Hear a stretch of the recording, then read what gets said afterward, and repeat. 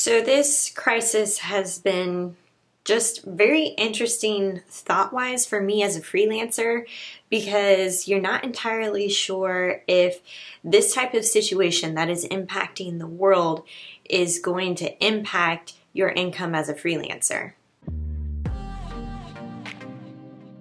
So I earn money through Debt-Free Millennials in 4 primary revenue streams, the biggest one being freelance work, where I'm writing blog posts or producing video content for other personal finance companies.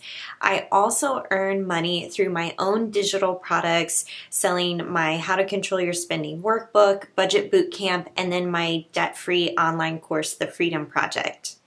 Also make money through affiliates, where I'm signing up with companies through their various affiliate programs and then being paid out a very small commission anytime somebody signs up with my affiliate link. And then I also make money through YouTube ad revenue and Google AdSense on my blog. So far, things have actually been pretty good on the freelancing side. I still have had plenty of clients come to me and ask me to write or produce content related to this pandemic. So in a way, it's been good for my business. I'm just not sure how long it's going to last.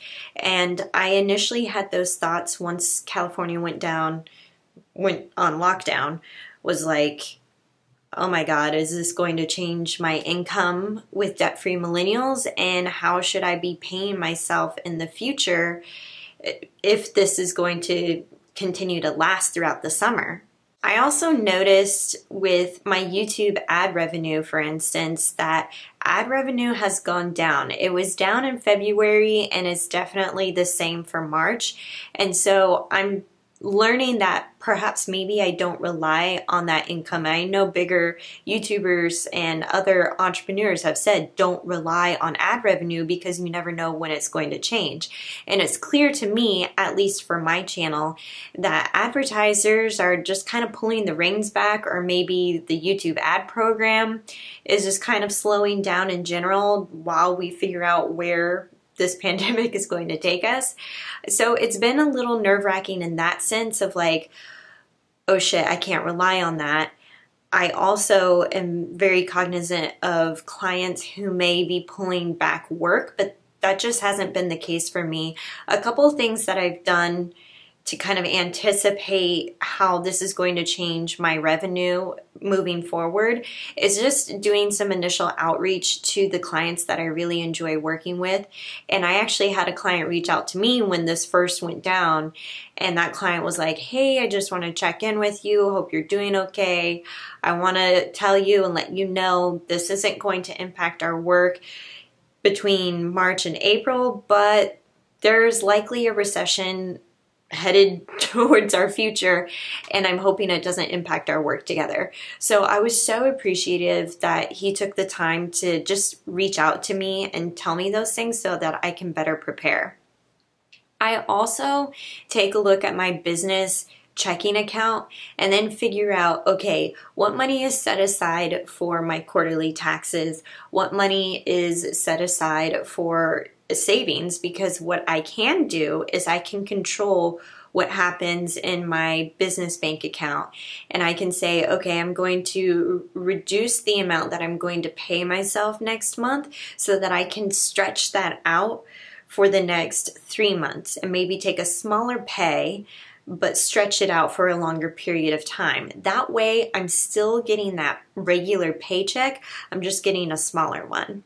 Another way that I am dealing with this crisis as a freelancer and just, running a YouTube channel in general is reaching out to other YouTubers, other freelancers, and just figuring out how are they coping. I feel like when I am around other people, and especially using platforms like Zoom or Skype, I just feel so much more at ease, because I think a lot of times I will get trapped into my own thoughts and analysis, like over-analysis of thinking, okay, what if this happens? What if all of my clients pull work from me? Or what if YouTube ads just stops running altogether? And so instead of playing the what ifs game, I'm going to control what I can do, and I can control my mindset. And I feel like talking to other freelancers and YouTubers have really, really helped. My friend Marissa, she's got her own YouTube channel. You guys should follow her. I'll link to that below.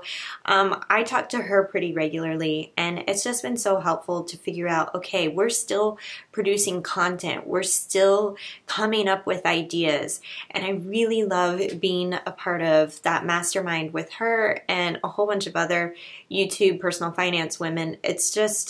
It's really helped me not feel alone in this process. Another thing that I'm trying to do is I'm trying to boost my affiliates as much as I can, as long as those programs are still running.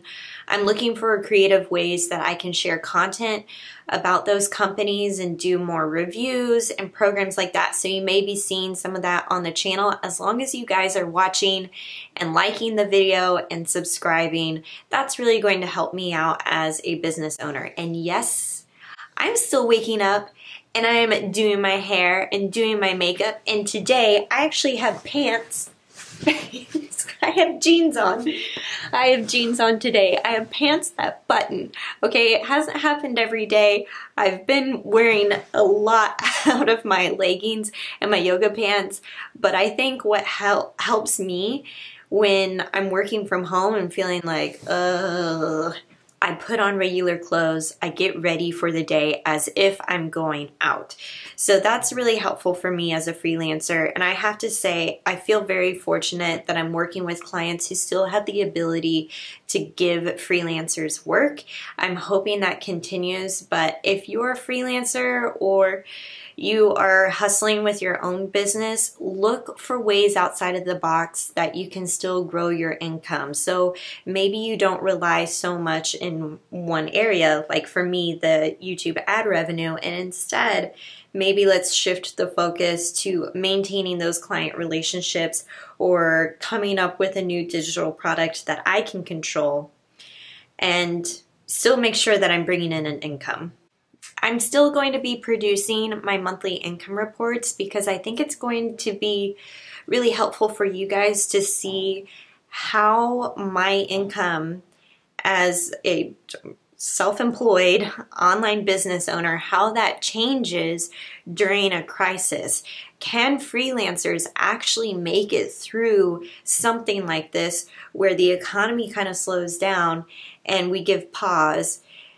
Here's exactly what's going on in my world in terms of how I'm making a living. I'm very fortunate enough that prior to starting this business, that Kyle and I were debt-free. I became debt-free in 2014, and I had saved up a big fat emergency fund prior to starting my own business. So that gives me security, knowing that I have that to fall back on.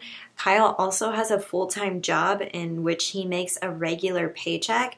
So that has been comforting to me as a freelancer. I think if I was in a situation where I was married to another freelancer, I'd maybe have a bigger emergency fund. I'm not sure. I definitely have a fallback plan of making sure I had enough money in my business account so that I could still make those regular paychecks to myself, if you will, like still paying myself regularly. That way I would feel more at ease during like the times. I feel like freelancing is definitely the feast and famine where either you're getting these big months of income and then you're getting these really like next to nothing income months. And so how can you balance and level that out? I think that's where if you can build up that business checking account over time and then pay yourself smaller amounts, that would be a way to kind of ease that uncertainty. So that's how I'm doing as a freelancer. How are you guys doing with your jobs?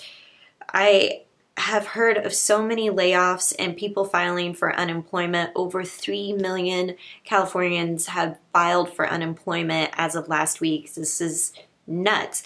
And I hope that you find solace and hope in this channel, that you can still make headway on this and we can still get through these tough times.